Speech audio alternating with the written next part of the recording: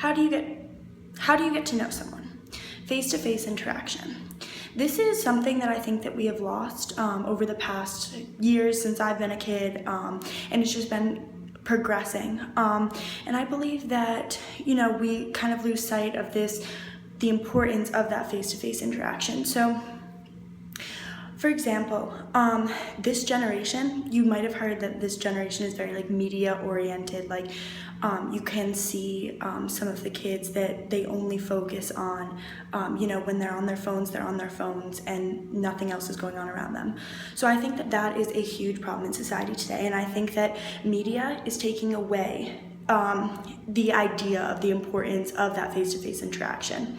So, for example, when my mom was a kid, she would tell me about how, she'd get on her bike and go ride over to her friend's house, knock on the front door and be like, hey, let's hang out. And they'd hang out, all through the night, and come home for dinner or something like that. And I think that that's just very important, to just, be able to have those genuine interactions with people without the use of media. And I think that we saw it in our generation as freshmen in college, but it's even worse in the 8th graders right now, or even freshmen in high school. So I think that media has definitely formed a kind of barrier and taken that importance away, as I said before. So, for example, I know that I've been in this situation where I will, be with a group of friends and we'll be sitting, on the couch, and we'll be talking or watching a movie, and then suddenly, I don't know how this happens, but we all just end up on our phones. We're on Instagram, we're on Twitter, we're on Snapchat, whatever, and we're not actually talking. We're not having good conversations. We're just on our phones. And I think that is a huge problem. I think, how can you really get to know someone if whenever you hang out with them, you're not having these genuine conversations, you are just on your phone? And I think it's totally fine to be on your phone, and if you're at night, whatever, you're in your bed, you're scrolling through Instagram, no problem. But I think that we have to remember that when we're with people, we should be there. We should be there in the moment with those people. So I go to a summer camp over the summer. I'm a counselor there, but when I was a camper, we did not have any electronics. No campers are allowed any electronics, no cell phones, no nothing. They can use disposable cameras if they want to take pictures, which I think pictures are great, have those memories. But the bonds that people form there are so much stronger.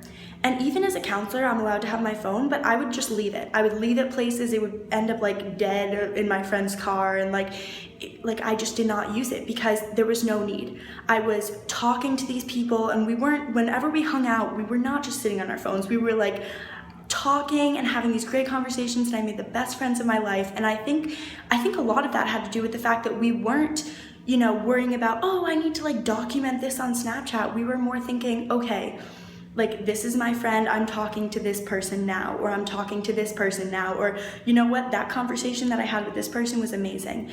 And I think that the whole essence of media in general, it takes away from those genuine interactions that you have.